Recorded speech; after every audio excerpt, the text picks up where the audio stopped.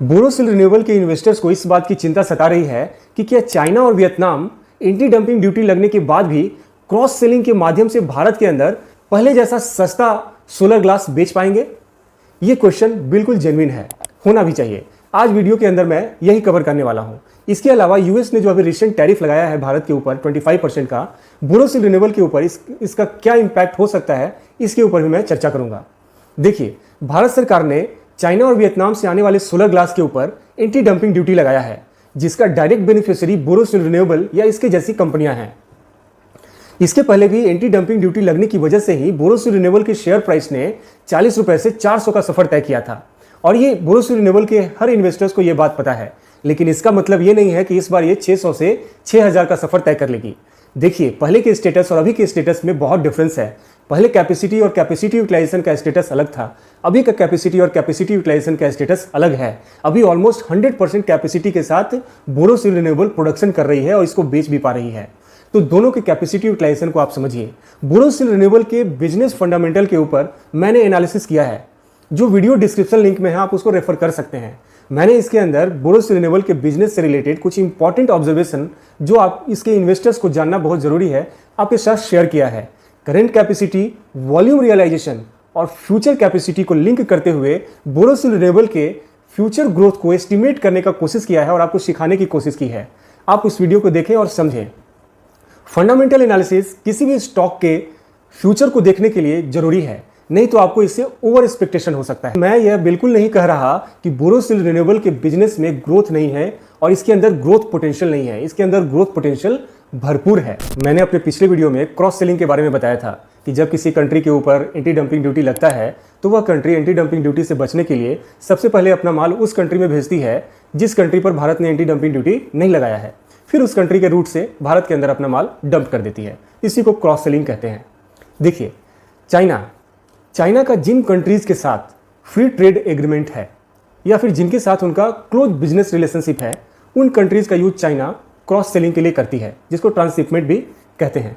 जैसे कि Indonesia, UAE, Singapore, south Korea, Thailand, ये सारी कंट्रीज के साथ चाइना का क्लोज बिजनेस रिलेशनशिप है और फ्री ट्रेड एग्रीमेंट है।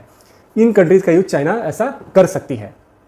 लेकिन यहाँ कैच यह है कि अब भारत सरकार का कस्टम बहुत स्ट्रांग हो गया है और बहुत होशियार हो गया है।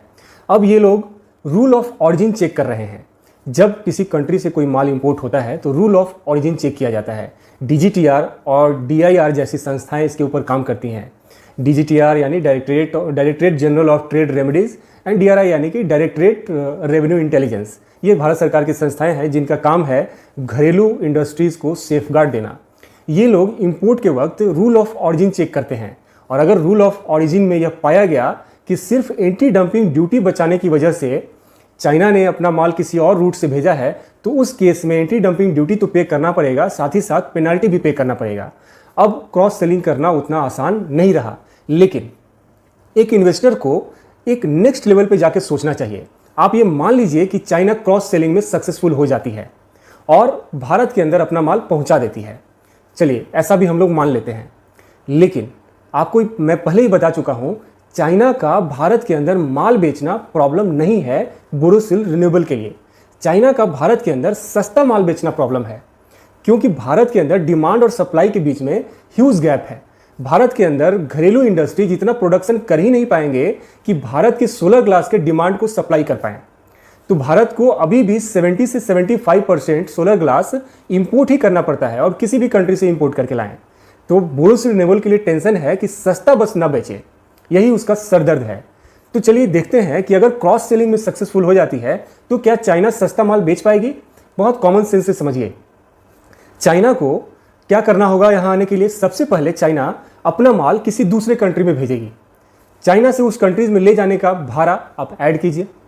फिर उस कंट्रीज से भारत के अंदर आएगा, वहां से यहाँ आने का भाड़ा उसको भी ऐड कीजिए। फेयर लगेगा ना, कॉस्ट एडिशनल, दो जगह पर एडिशनल कॉस्ट।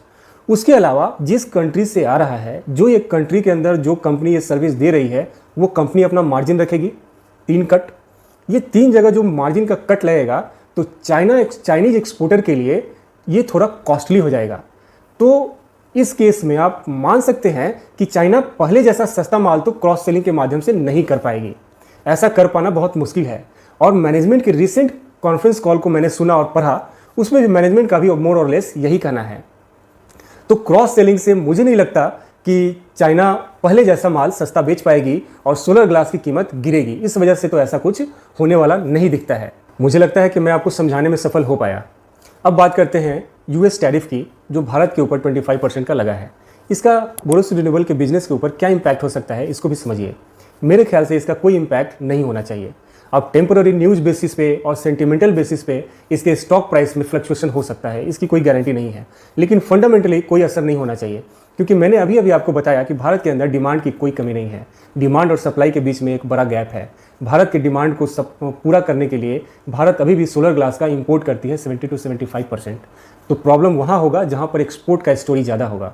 तो बोरोसिल रिन्यूएबल में एक्सपोर्ट स्टोरी ज़्यादा नहीं है, थोड़ा ही रेवेन्यू एक्सपोर्ट से आता है। अगर उसकी वजह से अगर बोरोसिल रिन्यूएबल को कोई डेंट लगेगा तो बोरोसिल रिन्यूएबल की मैनेजमेंट अपना प्रोडक्शन, अपना जो प्रोडक्ट है वो भारत के अंदर बेचने में ही सक्षम है। तो एक्सपोर्ट से इसका कोई खास कनेक्शन नहीं है। तो मुझे लगता नहीं है कि यूएस टैरिफ का इसके बिजनेस के ऊपर कोई इम्पैक्ट होना चाहिए। मेरे कुछ व्यूअर्स ने कमेंट करके रिक्वेस्ट किया था कि चाइना और वियतनाम के क्रॉस सेलिंग के ऊपर एक वीडियो बनाएं। मैंने ये वीडियो बनाया। अगर आपको ये वीडियो अच्छा लगा तो लाइक ज़रूर करें और कुछ कमेंट करें, जिससे कि मुझे मोटिवेशन मिले कि मैं आगे भी इस तरह का वीडियो बनाता रहूं। अगर आप इस चैनल के ऊपर नए हैं तो चैनल को सब्सक्राइब करना बिल्कुल ना भूलें, क्योंकि मैं इस तरह का वीडियो रेगुलर बनाता रहता हूं।